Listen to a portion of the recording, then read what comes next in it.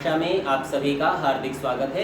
मंत्र पाठ। ओम शन्नो मित्रः शं वरुणः शन्नो भवत्वर्यमा शन्न इंद्रो बृहस्पतिः शन्नो विष्णुरुक्रमः। ओम नमो ब्रह्मणे नमस्ते वायो त्वमेव प्रत्यक्षं ब्रह्मासि त्वामेव प्रत्यक्षं ब्रह्म वदिष्यामि ऋतं वदिष्यामि सत्यं वदिष्यामि तन्मामवतु तद्वक्तारमवतु अवतु माम् अवतु वक्तारम्। ओम शांति शांति शांति। पिछले पाठ में आपका कोई प्रश्न या शंका हो तो पहले उसे देख सकते हैं। हाँ जी, धर्म करने के लिए क्या ईश्वर जरूरी है? परोपकार से नहीं हो सकता? ठीक है। आपका प्रश्न आया धर्म करने के लिए क्या ईश्वर जरूरी है, और साथ में आपने जोड़ा क्या परोपकार से नहीं हो सकता। तो परोपकार तो स्वयं ही धर्म होता है, परोपकार से धर्म का क्या मतलब। ठीक है, दूसरा सुनिए। धर्म की सारी चर्चा केवल ईश्वर की उपस्थिति में ही संभव है। यदि ईश्वर ही नहीं हो तो धर्म का कोई मतलब ही नहीं है। सभी धर्म साथ साथ फल नहीं देते। कुछ धर्म कुछ काल पश्चात, कुछ धर्म अगले जन्म में, और कुछ धर्म ऐसे हैं जो मुक्ति में ले जाने वाले। यदि ईश्वर ही नहीं होगा और कर्म फल की व्यवस्था करने वाला कोई नहीं होगा तो कोई धर्म करेगा ही नहीं। इसीलिए स्वामी जी महाराज ने उपदेश मंजरी का जब प्रथम उपदेश कहा तो वो कहते हैं कि धर्म की चर्चा करने से पूर्व ईश्वर की स्थापना अर्थात उसके स्वरूप का जानना अनिवार्य है। और वहाँ उन्होंने एक न्याय लगाया, सती कुड्य चित्रम। बोले जैसे दीवार होती है तो उस पर आप चित्र टांग सकते हो, दीवार ही नहीं है तो चित्र किस पर टांगोगे। तो यूँ समझिए ईश्वर दीवार है जिसके ऊपर धर्म रूपी चित्र आप टांगते हैं। तो जब तक ईश्वर नहीं होगा आप धर्म कर ही नहीं सकते, क्योंकि जो फल तत्काल नहीं मिलने वाला उसका भरोसा नहीं रहेगा, देने वाला कोई है नहीं, साथ साथ दिखता नहीं। ठीक है जी, अन्य कोई प्रश्न?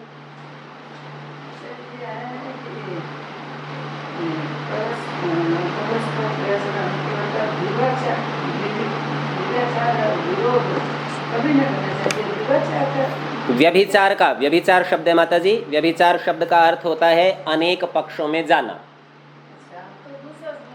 तो कैसा होता है कि प्राय करके गृहस्थ में समझा जाता है, एक स्त्री का एक से अधिक पुरुषों से संबंध हो तो अनेक पक्षों में जाना होने से व्यभिचार।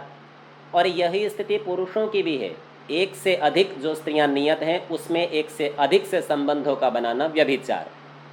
पर यह केवल गृहस्थ में ही नहीं होता, ये सब परिस्थितियों में होता है। आपको समाज में अनेकों मनुष्य ऐसे मिलेंगे, उनसे ये पूछिए ईश्वर कौन है, क्या है, कितने हैं, कैसे हैं, कहाँ हैं, तो कहेंगे सब जगह है। सर्वव्यापक बात तो ठीक है, लेकिन सब जगह कहते हुए वो राम, कृष्ण, गणेश, और मुस्लिम संप्रदाय के होंगे तो अल्लाह आदि को गिनाएंगे, ईसाई होंगे तो गॉड के नाम से कहते हुए ईसा मसीह आदि तक पहुँचते हैं।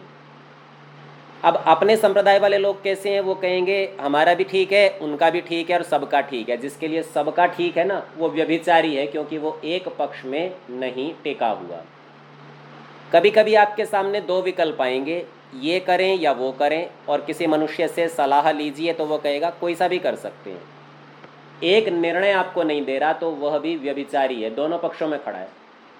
तो दोनों में से जिस श्रेष्ठ का चयन करके बताना चाहिए वो नहीं बताने से, और दोनों पक्षों को समर्थन। कई और मनुष्य कैसे मिलेंगे, किसी विवाद में हम ना आपके साथ हैं ना आपके साथ, ना धर्म की ओर ना अधर्म की ओर, तटस्थ हैं। ये तटस्थ मनुष्य भी व्यभिचारी हैं, क्योंकि ये दोनों का ही समर्थन कर रहे हैं, विरोध किसी का भी नहीं कर रहे हैं। तो मूक समर्थन हो रहा है इनका दोनों को। तो जो निर्णय निकाल लेता है, एक पक्ष में पहुंचता है, वो सच्चरित्र कहलाता है, और जो एक से अधिक पक्षों में जाता है वो सब व्यभिचारी है। ठीक है, सच्चरित्र एक पक्ष में जाएगा सच्चरित्र, एक से अनेक पक्षों में जाएगा वह व्यभिचारी। अन्य कोई प्रश्न? जी, धर्म के ऊपर भी ये ऐसा ही लागू होगा। आप ये सोचें मैं सनातन धर्म को भी स्वीकार कर लूं, तथाकथित रूप से मुस्लिम संप्रदाय को भी स्वीकार कर लूँ, ईसाई को भी कर लूँ, गुरुद्वारे में भी माथा टिका लूँ, तो आप व्यभिचारी कहलाएंगे। ठीक है, यदि सामने उपस्थित लोगों का और कोई प्रश्न नहीं है तो जो लोग इस कक्षा को ऑनलाइन सुन रहे हैं, यदि आपका कोई प्रश्न हो तो कह सकते हैं। जी माता जी। हाँ जी। कोई अंतर नहीं है माता जी। व्यभिचार दुष्ट कर्म है, बुरा कार्य है। तो एक निश्चय न होना, संशय की स्थिति में होना, अथवा सबको समान स्वीकार कर लेना, परीक्षण की योग्यता न होना, मूर्खता की बात होना, ये सब बातें दुष्टता, दुष्चरित्र और व्यभिचार पर्यायवाची रूप में कहे जाएंगे। ठीक है जी। जी, अन्य कोई प्रश्न? जी हाँ जी। आचार्य जी, एक विप्र बहुधा वदन्ति, बहुत लोग कोट कर रहे हैं इस बात के लिए। ठीक है, इसकी चर्चा हम ऋग्वेदादि भाष्य भूमिका में बड़े अच्छे से विचार पूर्वक कर चुके हैं गंभीरता से। संक्षेप से आपको बता देते हैं। एकम सत, सत एक है, और विप्र लोग, ब्राह्मण लोग बहुधा, बहुत प्रकार से कहते हैं। उस एक को बहुत नहीं बना देते, ये ध्यान रखना चाहिए। तो धा शब्द को छोड़ने से भ्रांति होती है। अनेक प्रकार से कहने का ये तात्पर्य नहीं है कि उसी को सत्य और उसी को असत्य कह दें। अपितु जैसे किसी एक बड़े विस्तृत पदार्थ का एक व्यक्ति ने एक गुण कहा, दूसरे ने दूसरा गुण कहा, तीसरे ने तीसरा, पर मूल द्रव्य एक ही रहा, इतनी मात्र चर्चा है। अनेक प्रकार से कहना अर्थात उसके अनेक गुण, कर्म, स्वभाव की चर्चा करना है, उसे अनेक बना देना नहीं। अपने लोग चर्चा करते हैं कि वो है तो एक, पर अनेक अवतार लेता है, अनेक बन जाता है, अनेक रूप में, ऐसा नहीं है। ठीक है जी। जी, अन्य कोई प्रश्न? अन्य किसी का कोई प्रश्न? ठीक है, यदि और प्रश्न नहीं बचे हैं तो आगे के पाठ का हम विचार कर लेते हैं। चतुर्थ समुल्लास चल रहा है, पृष्ठ संख्या 92 पर हम पढ़ रहे हैं। और महर्षि मनु के ये श्लोक दुराचारो हि पुरुषो लोके भवति निंदितः, इसका संस्कृत में अर्थ देख लिया था। आर्य भाषा में अर्थ देखना भी शेष है। सो कहते हैं जो दुष्टाचारी पुरुष है वह संसार में सज्जनों के मध्य में निंदा को प्राप्त, ये उसकी पहली विशेषता, उसकी सब निंदा करते हैं। दुख भागी, ये दूसरी विशेषता। और निरंतर व्याधि युक्त होकर अल्पायु का भी भोगने हारा होता है। तो दो विशेषताएं, और इसको रोग भी लग जाते हैं और यह शीघ्र ही मर भी जाता है। इसलिए ऐसा प्रयत्न करे। अब क्या करे वो आगे के 2 श्लोकों से बताया।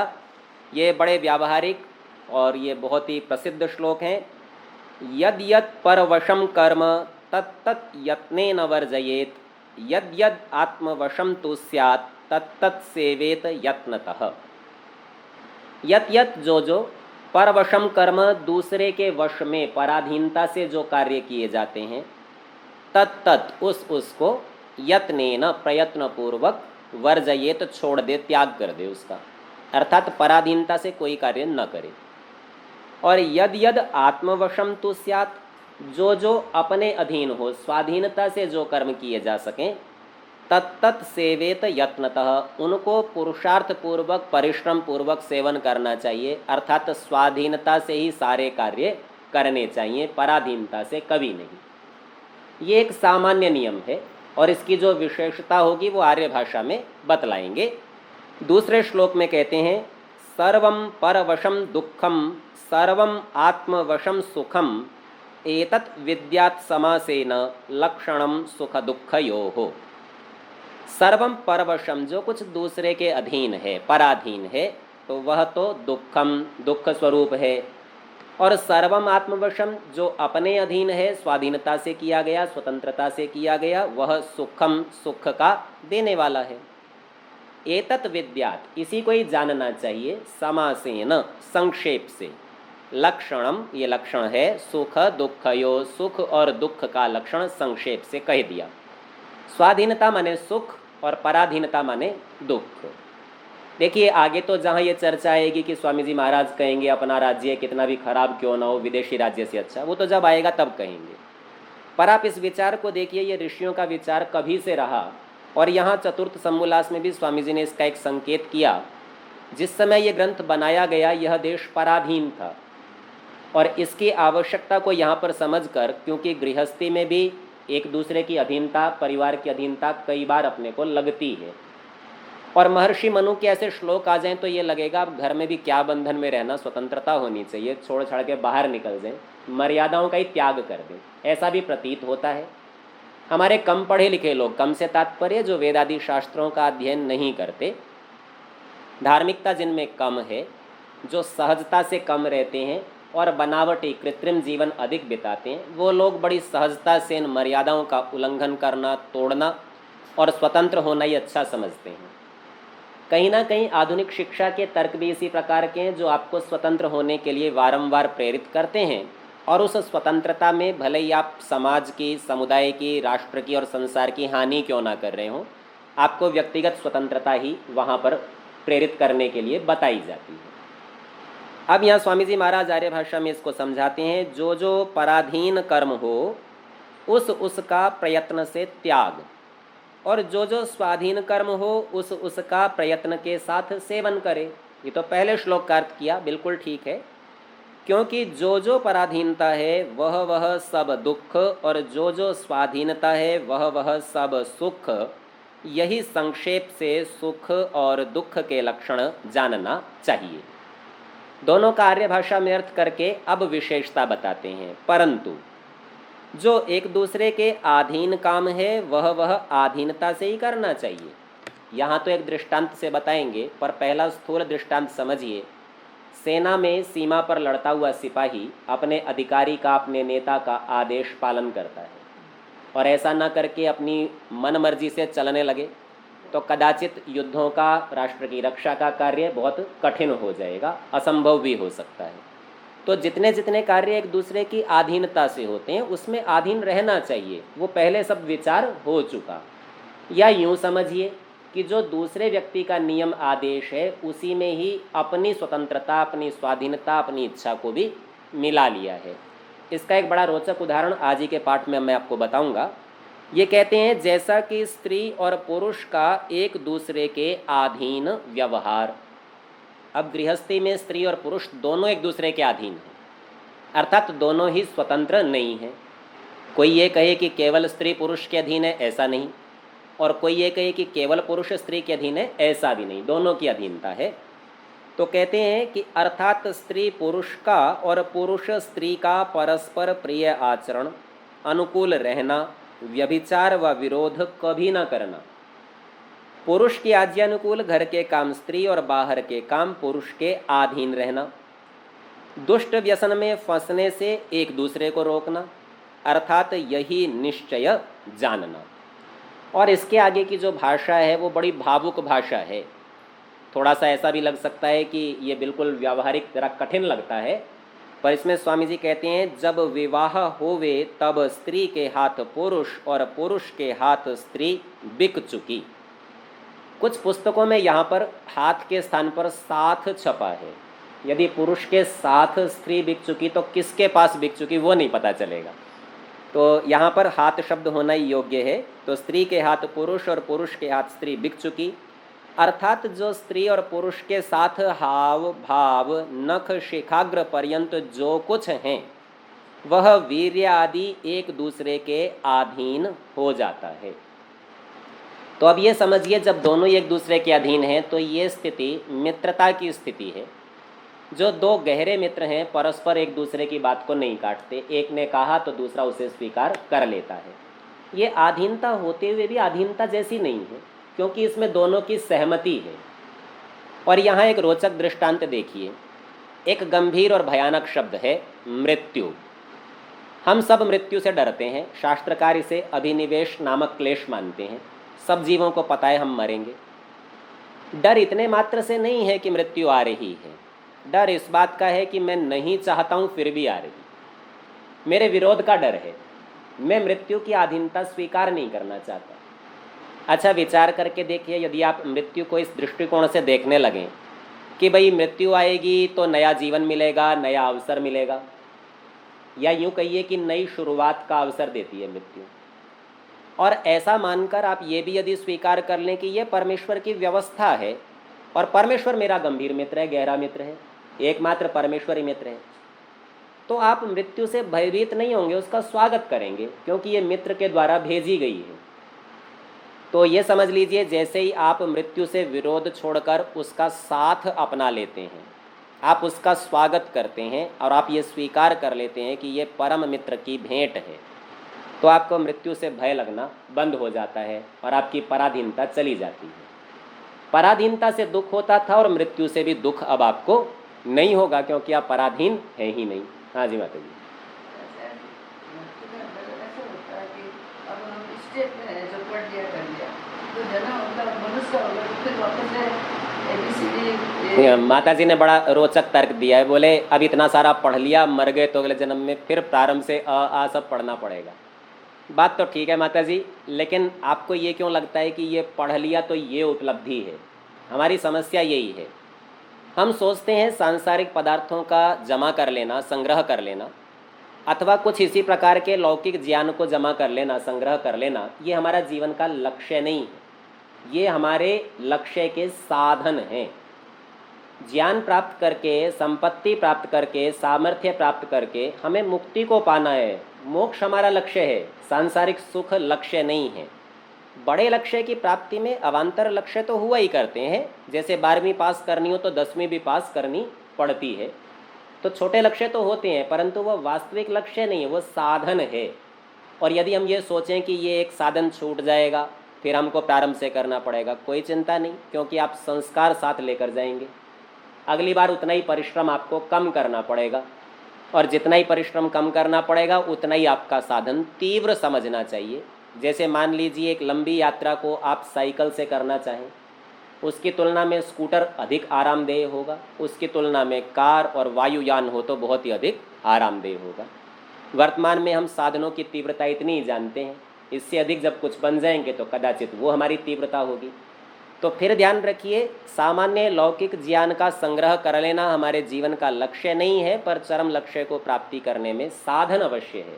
तो खतरा कोई नहीं है, वो साधन छूटेगा तो भी जो साधन मिलने वाला है वो तीव्रतर होने वाला है, इसमें कोई संशय नहीं। 15 साल तक ऐसे निकल जाते हैं, बच्चे होते बड़े बड़े होते हैं। देखिए, अब माता जी का प्रश्न है शीघ्रता पर, उनको काल की चिंता है, बोले 15 साल तो बड़े होते होते निकल जाएंगे। माता जी एक विचार कीजिए, पेड़ पर फल लगा, अभी कच्चा ही है और आप कच्चा ही तोड़ लें तो ना रस मिलेगा, ना गंध, ना स्वाद, और कुछ भी उपलब्धि नहीं होगी। और यदि वो अपने समय से पक जाए तो पकने के बाद स्वयं वृक्ष से छूट जाएगा, और ऐसे में रस, स्वाद, गंध, रूप जो कुछ भी उसमें प्राप्त होना है सब मिलेगा। कोई ये नहीं कहता है कि आम देर से पक रहा है, हमारी जल्दी है, हमको देर लगती है, हमारी इच्छा के कारण हमें देर लगती है।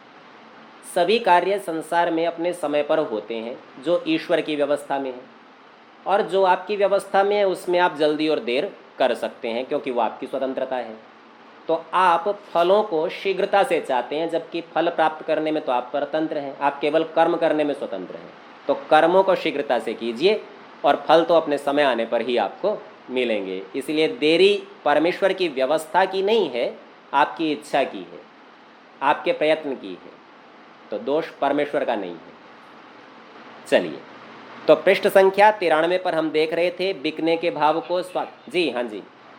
फादर जी, संसार से छूटने का भय या सुख साधनों का या अपने साधनों का छूटने का भय एक तो है ही, और दूसरा ऐसा भी माना जाता है कि कोई यातना होती है मृत्यु के समय में, ऐसे स्वाभाविक गुण वो जीवात्मा को उससे बहुत डर लगता है। ठीक है, आपका जो भय यातना वाला है वो तो यदि आपने अपने साधनों का दुरुपयोग किया होगा तभी संभव है। योगी लोग तो स्वेच्छा से प्राण छोड़ते हैं, अनेक उदाहरण आपके सामने होंगे। और जो योगी नहीं भी हैं उनके प्राण भी रात्रि में सोते सोते गया, कोई कष्ट नहीं हुआ, ऐसे भी अनेक उदाहरण कदाचित आपने सुने होंगे। तो यातना अनिवार्य नहीं है, प्रथम। दूसरी बात, यदि यातना अनिवार्य भी हो तो जैसे पढ़ने में बड़ा कष्ट होता है ना, पर फिर परिणाम आए तो बड़ी प्रसन्नता होती है, तो उस प्रसन्नता के लिए इस प्रारंभिक कष्ट का सहन करना ये तप है। धर्म के अनुष्ठान में प्राप्त होने वाला कष्ट वो तपस्या है, वह भी गुण है, वो परेशानी की बात नहीं है। और जहाँ तक साधनों के छूटने की चर्चा थी, सो समाधान पूर्व भी कर चुके कि साधन तो तीव्रतर होने वाले हैं और बढ़िया होने वाले हैं। बुढ़ापे में हाथ पैर नहीं चलते, आँख कान नहीं चलते, स्मरण शक्ति नहीं रहती, और युवावस्था में आएंगे तो सब बातें बहुत बढ़िया मिलने वाली हैं, एकदम नया मिलने वाला है सब यंत्र आदि, तो कोई घबराने जैसी बात तो लगती नहीं है। ठीक है जी। पृष्ठ संख्या जी, पृष्ठ संख्या 93 पर हम आगे विचार कर रहे हैं। स्त्री व पुरुष प्रसन्नता के बिना कोई भी व्यवहार न करें। यहाँ प्रसन्नता भी परस्पर की प्रसन्नता है। स्त्री को कोई व्यवहार करना है तो पुरुष की प्रसन्नता से करे, और पुरुष को कोई व्यवहार करना है तो वह भी स्त्री की प्रसन्नता से करें। इनमें बड़े अप्रियकारक व्यभिचार, वैश्या, पर पुरुष गमन आदि काम हैं। तो ये गिना दिए ये कौन से ऐसे काम हैं जो प्रसन्नता का क्षय करा देते हैं। इनको छोड़ के अपने पति के साथ स्त्री और स्त्री के साथ पति सदा प्रसन्न रहें। तो आप ऐसा समझिए, प्रसन्नता आनंद, आनंद गुण है परमेश्वर का। जब जब आप आनंद में हैं, प्रसन्नता में हैं, तो समझिए परमेश्वर आपके साथ है, क्योंकि गुण मिल रहा है तो गुण ही तो साथ साथ ही खड़ा है। और जब जब आप व्यभिचार आदि दोषों को, पापों को करेंगे, आप आनंद से, प्रसन्नता से छूट जाएंगे तो उतना ही आप ईश्वर से भी दूर हो जाएंगे। तो ईश्वर के गुणों का उपस्थित होना ये बड़ी आनंद की बात है, प्रसन्नता की बात है। इसीलिए प्रत्येक परिस्थिति में प्रसन्न रहना चाहिए। और यहाँ जो अधीनता है, उसकी इच्छा में अपनी इच्छा को मिला लेने से, दोनों की समान इच्छा होने से विरोध नहीं रहेगा। विरोध ना होने से पराधीनता भी नहीं लगेगी, और इसलिए अत्यंत प्रसन्नता की स्थिति बन जाएगी। जो ब्राह्मण वर्णस्थ हों तो पुरुष लड़कों को पढ़ावे, तथा सुशिक्षिता स्त्री लड़कियों को पढ़ावे। नानाविध उपदेश और वक्तृत्व करके उनको विद्वान करें। स्त्री का पूजनीय देव पति और पुरुष की पूजनीय अर्थात सत्कार करने योग्य देवी स्त्री है। अर्थात इन दोनों से अतिरिक्त किसी और देव का पूजना, सत्कार करना, इन सब बातों का करना व्यर्थ ही है।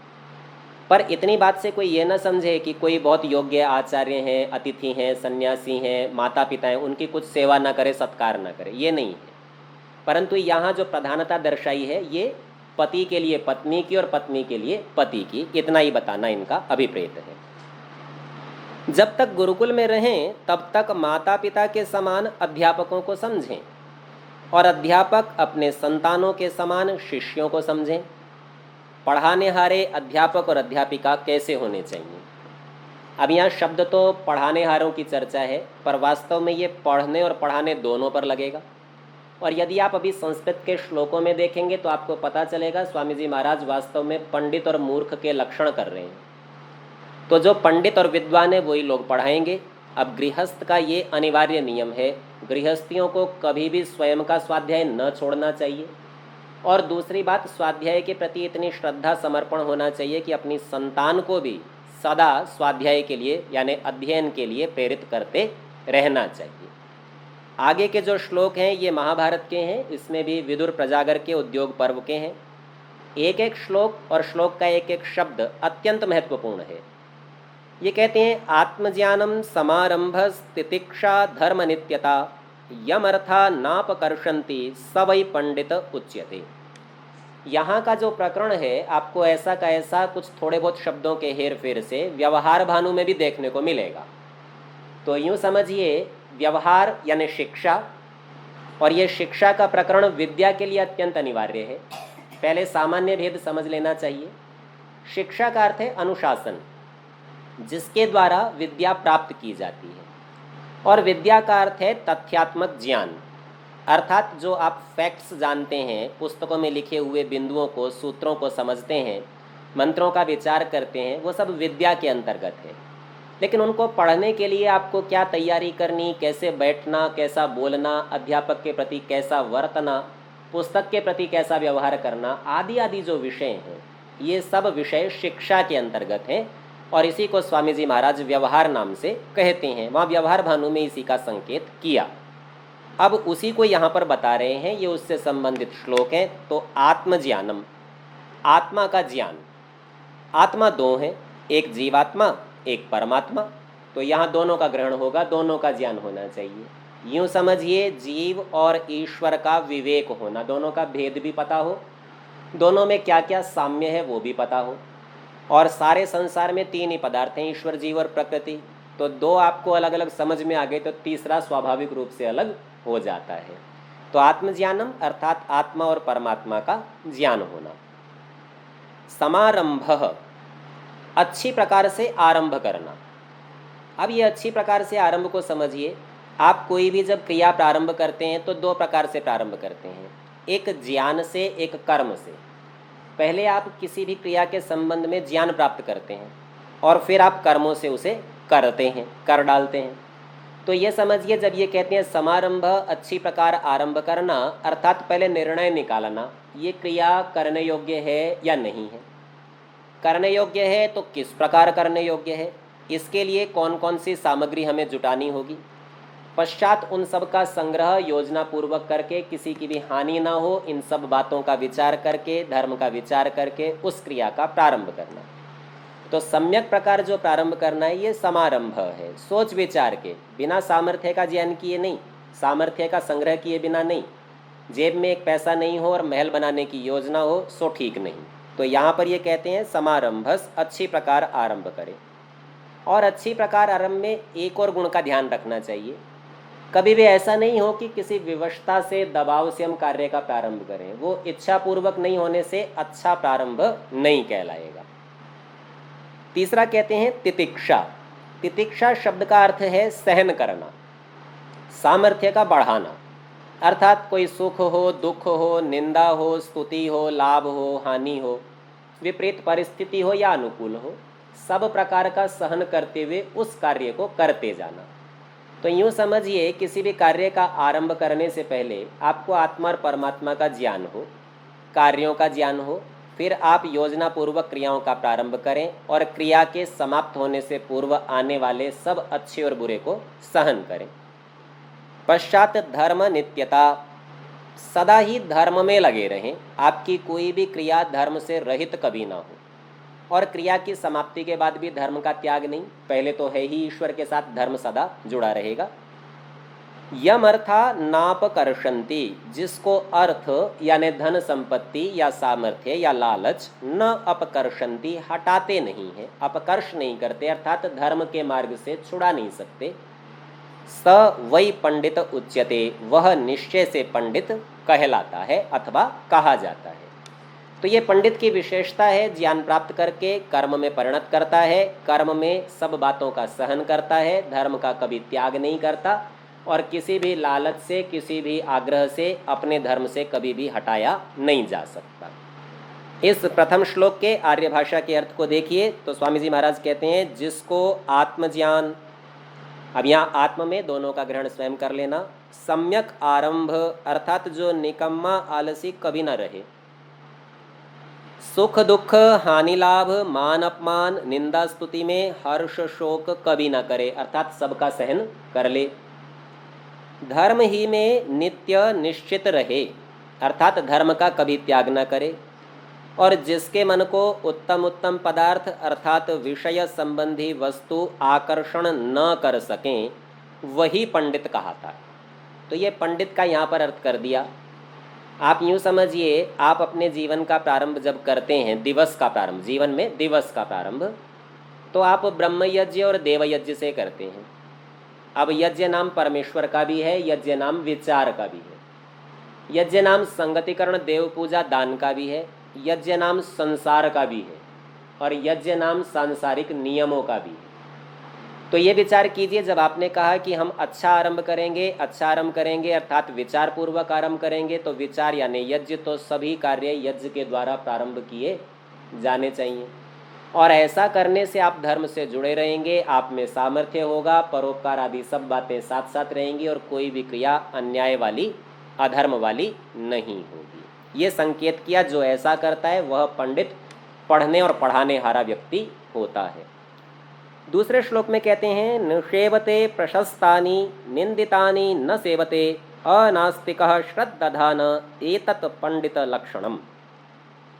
निषेवते निश्चय पूर्वक सेवन करता है। किसका सेवन करता है? प्रशस्तानि प्रशंसनीय कार्यों का। और निंदितानि न सेवते, निंदित कार्यों का, निंदित विचारों का, पदार्थों का कोई भी सेवन नहीं करता, उनका त्याग रखता है, उनसे दूर रहता है। अनास्तिकः, ये बड़ा रोचक शब्द है। ये आस्तिकः भी कह सकते थे, पर इन्होंने अनास्तिकः कहा, जो कभी भी नास्तिक नहीं होता। क्योंकि यदि केवल आस्तिकः कह देते तो कोई व्यक्ति ये कहे हाँ जी 100 में से 70 बार मैं आस्तिक रहता हूँ और 30 बार आस्तिक नहीं रहता, नास्तिक हो जाता हूँ, तो वह जो कोई थोड़ी सी भी संभावना नास्तिक होने की थी उसको छुड़ाने के लिए, दृढ़ता लाने के लिए इन्होंने कहा अनास्तिक, कभी भी नास्तिक ना हो किसी भी परिस्थिति में, किसी भी अंश में। और श्रद्धान, जो श्रद्धा से युक्त है। अब श्रद्धा शब्द का विचार हम पूर्व भी कर चुके हैं। जिसके द्वारा सत्य को प्राप्त किया जाता है उस क्रिया का नाम श्रद्धा है। अर्थात सारी क्रियाएं ऐसी होनी चाहिए जिससे सत्य को प्राप्त कर सके। सत्य के दो प्रकार समझिए। एक सत्य से तात्पर्य है सांसारिक पदार्थ और एक सत्य से तात्पर्य ईश्वर। तो श्रद्धादाना, जब तक ईश्वर नहीं मिले क्रिया को पूर्ण न समझना चाहिए। अर्थात ये अवान्तर लक्ष्य तक तो पहुंचा दिया होगा इसने, परंतु मुख्य लक्ष्य तक नहीं पहुंचाया। तो यूँ समझिए सभी साधनों का चयन भी इस प्रकार से करना है जो मुख्य लक्ष्य की सिद्धि में सहायक हो। तो श्रद्धादाना, श्रद्धा को धारण करने वाला, एतत् पंडित लक्षणम, ये पंडित का लक्षण है। प्रशंसनीय कार्य और पदार्थों का सेवन करे, निंदित का त्याग करे, कभी भी किसी भी दृष्टि से किसी भी अंश में नास्तिक नहीं हो और श्रद्धा समर्पण का भाव रखे, अर्थात ईश्वर को किसी कार्य में भूल न जाए। आर्य भाषा में श्लोक का अर्थ देखते हैं। सो कहते हैं सदा धर्मयुक्त कर्मों का सेवन, ये इन्होंने कहा प्रशस्तानि निषेवते को। और अधर्मयुक्त कामों का त्याग निंदितानि न सेवते को कहा। ईश्वर, वेद, सत्याचार की निंदा न करने हारा। तो यूँ समझ लीजिए कि ये जो निषेध किया है ये अन्याय का निषेध किया है, अधर्म का निषेध किया है। अधर्म में स्वयं एक निषेध अ पहले ही पड़ा हुआ है, धर्म के आगे अ लगाया था। दो निषेध होने से विधान की दृढ़ता हो जाती है। एक बार निषेध करें तो सामान्य, ठीक है जी कभी नहीं करेंगे, लेकिन जब 2 बार मना कर दिया तो बिल्कुल नहीं करना, किसी भी अंश में नहीं करना। यह दृढ़ता के लिए यहाँ पर अनास्तिका शब्द कहा। और ईश्वर आदि में अत्यंत श्रद्धालु हो वही पंडित का कर्तव्य अकर्तव्य कर्म है। तो 2 श्लोकों के अंदर यहाँ पर सिद्धांत को स्पष्ट किया, धर्म के करने की अनिवार्यता, अधर्म के त्यागने की अनिवार्यता, दोनों की चर्चा यहाँ एक साथ की है। तीसरे श्लोक में कहते हैं क्षिप्रम विजानाति चिरम शृणोति विज्ञाय चार्थम भजते न कामात् न संपृष्टो ह्युपयुक्ते परार्थे तत्प्रज्ञानम प्रथमम पंडितस्य। ये बहुत व्यावहारिक श्लोक है। थोड़ी देर पहले हमारी माता जी यही कह रही थी, वो कह रही थी कि भाई देर लगेगी, 15 वर्ष तो पढ़ने पढ़ाने में बीत जाएंगे। तो यहाँ विदुर जी महाराज समझाते हैं क्षिप्रम विजानाति, बहुत जल्दी जान लेता है। कौन जान लेता है जल्दी? बोले चिरम शृणोति, जो देर तक सुनता है, धैर्यपूर्वक सुनता है, जिसे जल्दबाजी नहीं, तत्काल प्रत्युत्तर नहीं करना चाहता, विचार पूर्वक सुन के उत्तर करेगा, तो वो बहुत शीघ्रता से किसी के अभिप्राय को जान लेगा, शीघ्र सीख लेगा। विज्ञाय चार्थम, अर्थों को जानने के बाद भजते, उनका उपयोग करता है, सेवन करता है। सब पदार्थों को, क्रियाओं को समझने के बाद उन्हें उपयोग में लाता है, पहले नहीं। अनायास ही किसी क्रिया में या किसी द्रव्य में हाथ नहीं डालता। न कामात, मात्र इच्छा मात्र से ही नहीं करने लगता कि बस मेरी इच्छा है और कर दूं, ऐसा नहीं करता। विचार पूर्वक, ज्ञान पूर्वक और निश्चित सिद्धांत पूर्वक ही क्रियाओं को, कार्यों को करता है। न असंपृष्टो, जिससे अच्छी प्रकार नहीं पूछा गया, वो है असंपृष्ट। पृष्ठ माने पूछना, संपृष्ट अच्छी प्रकार पूछना, और असंपृष्ट अच्छी प्रकार नहीं पूछा। तो न ही उपयुक्ते परार्थे, तो दूसरों को बिना बताए उपदेश नहीं करने लगता, उपयोग नहीं करता दूसरे के हित में, तो पूछा जाने की प्रतीक्षा करता है। महर्षि मनु का इस संबंध में बड़ा स्पष्ट निर्देश भी है। तो महर्षि मनु कहते हैं अगर कोई अन्याय से पूछता हो, अधर्म से पूछता हो, तो उसको उत्तर नहीं देना चाहिए और जो ऐसा पूछे तो उसके सामने जानन्नपि ही मेधावी जड़वल लोक आचरित, जानता हुआ भी ऐसा आचरण करे जैसे वो तो जड़ बुद्धि है, उसे कुछ आता ही नहीं। बोले इसके लिए भी कारण देते हैं महर्षि मनु। बोले ऐसा करेगा तो क्या होगा? तो बोले तयो अन्य तरह प्रेति विद्वेषम वादी गच्छति, उन दोनों में से या तो एक मर जाता है या कम से कम झगड़ा हो जाता है। यहाँ मरने का तात्पर्य ये मत सोचिए कि अपने प्राण गंवा देता है। मरने का तात्पर्य जैसे हम किसी का त्याग करते हैं तो कहते हैं ना, जा आज से तू मेरे लिए मर गया, अर्थात मैं तेरा मुख नहीं देखना चाहता, तुझसे दूर होना चाहता हूँ। तो यूँ समझिए उनमें परस्पर झगड़ा होकर और दूरी हो जाती है। तो अन्याय से पूछना, अधर्म से पूछना, ये सब कभी ना करना चाहिए। योग्यता अनुसार सम्मानपूर्वक सब प्रश्नों का पूछना उचित है। तो यहाँ कह रहे हैं, विदुर जी महाराज भी इसी बात को स्पष्ट पुष्ट कर रहे हैं, असंपृष्टो, जब तक अच्छी प्रकार कोई आपसे न पूछे तब तक न ही उपयुक्ते परार्थे, दूसरे के लिए उसका उपयोग नहीं करें। मान लीजिए आप प्रयोग कर ही दें और वही कह दे, भाई आपको क्या लेना देना है मेरे काम से, मैं अपने आप कर लूँगा, तो इस प्रकार के अपमान वंचना आदि से बचना चाहिए। तत्प्रज्ञानम प्रथमम पंडितस्य, इसको जानना चाहिए पंडित का प्रथम लक्षण, यानी पंडित की ये विशेषता है। वो ज्ञान तो बहुत सारा प्राप्त करेगा और प्राप्त करने के बाद विनम्रतापूर्वक सभ्यतापूर्वक पूछने वाले को बताएगा। और प्राप्त करने की उसकी शैली कैसी है, वो धैर्यपूर्वक सीखेगा। उसे जल्दबाजी नहीं है कि मुझे आज ही सारा बता दीजिए या कम से कम आज कुछ तो करा दीजिए, ऐसा कुछ नहीं करेगा। तो जितना जितना वह सुनता है, पढ़ता है, देखता है, संस्कार को दृढ़ करता है, उतना उतना धैर्यपूर्वक आगे बढ़ता है। और ऐसे बढ़ने का परिणाम है कि उसका ज्ञान स्थिर और उपयोगी होता है। और उसके बाद उसका कर्तव्य है कि यदि कोई उससे सहायता चाहे, नियम पूर्वक उससे पूछे तो उसकी सहायता कर दे और उसको बता दे, परंतु जो अन्याय से पूछना चाहे तो उसको कुछ भी न बतावे। आर्य भाषा में इसका अर्थ करते हैं, जो कठिन विषय को भी शीघ्र जान सके, बहुत काल पर्यंत शास्त्रों को पढ़े, सुने और विचारे, जो कुछ जाने उसको परोपकार में प्रयुक्त करे, अपने स्वार्थ के लिए कोई काम ना करे। यहाँ स्वार्थ से तात्पर्य है केवल स्वार्थ के लिए ना करे, अर्थात धर्म का काम है, उस काम को कहते हैं जो सबके हित का हो, जिसमें उसका स्वयं का हित भी है, तो उतना तो स्वार्थ रहेगा ही, पर ऐसा करे जो सबके हित का हो, केवल अपने हित का ना हो। बिना पूछे व बिना योग्य समय जाने दूसरे के अर्थ में सम्मति ना दे। बीच में कोई बिना बुलाए पहुंच गया और जाके अपना मत बता रहा है कि जब मैं तो ऐसा मानता हूँ, आप ऐसा कर लो, आदि आदि न करे। वही प्रथम प्रज्ञान पंडित को होना चाहिए। अर्थात सबसे पहले क्या शिक्षा प्राप्त करनी है पढ़ने पढ़ाने वालों को और पंडितों को, वो ये शिक्षा है कि ज्ञान का प्राप्त करना, धैर्यपूर्वक प्राप्त करना, शीघ्रता से प्राप्त कर लेना, परोपकार में उसका उपयोग करना, बिना पूछे न बताना, ये सबसे पहले उसके सीखने की बात है। प्राय करके लोक में कहावत चला करती है, अधजल गगरी छलकत जाए। जो थोड़ा सा जान लेता है ना, वो सबको बताता फिरता है, सबको बताना चाहता है, और वो ये दिखाना चाहता है कि मैं ही सब जानता हूँ। और ऐसा करने में प्राय दो प्रकार का आचरण करता है। एक तो जो उससे अधिक जानने वाले हैं उनका अपमान करना चाहता है, इसलिए करना चाहता है कि किस प्रकार इनके अपमान से मैं कम से कम इनके बराबर तो आ ही जाऊँगा, या इनको नीचा दिखाऊंगा तो लोग मुझे बड़ा समझ लेंगे।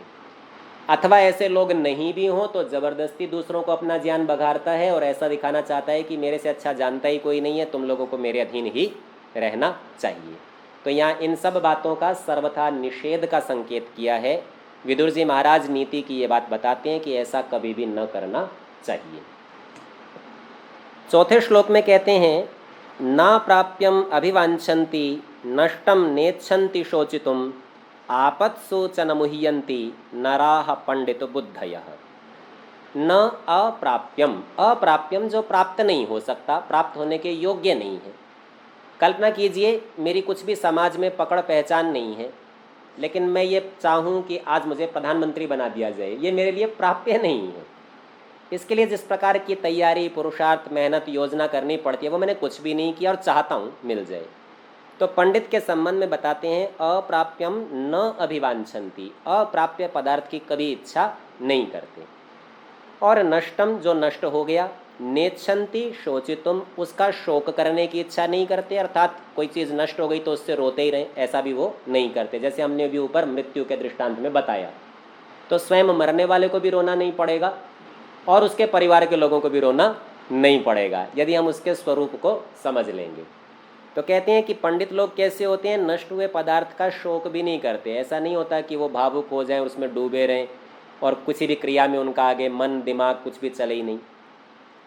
आपत्सु च न मुह्यंती, आपत्ति काल में अथवा विपदा के समय में मुह्यंती न, मोहित नहीं होते। मोह शब्द को समझिए, मोह का अर्थ है मूर्खता, मूढ़ता, एक ही धातु से ये बनने वाले शब्द हैं। तो यूँ समझिए जो आपत्ति में मूर्ख हो जाए, उसे समझ ही नहीं आए क्या करे। तो जो मोहित नहीं होता, आकर्षित नहीं होता, ललचाता नहीं, अपने मस्तिष्क को संयत रख सकता है, ये नराहा ऐसे मनुष्यों को पंडित बुद्धया, पंडित बुद्धि वाले, या उनकी संज्ञा ही पंडित बुद्धि हो जाती है। तो ये पंडितों के कुछ लक्षण कहे और ये श्लोक ऐसे के ऐसे थोड़ी सी विस्तृत व्याख्या के साथ व्यवहार भानु में है। जो अधिक व्याख्यान देखना चाहें वो उस ग्रंथ का भी एक बार अवलोकन कर सकते हैं। तो आज के पाठ का समय समाप्त होता है, शेष चर्चा अगली कक्षा में करेंगे।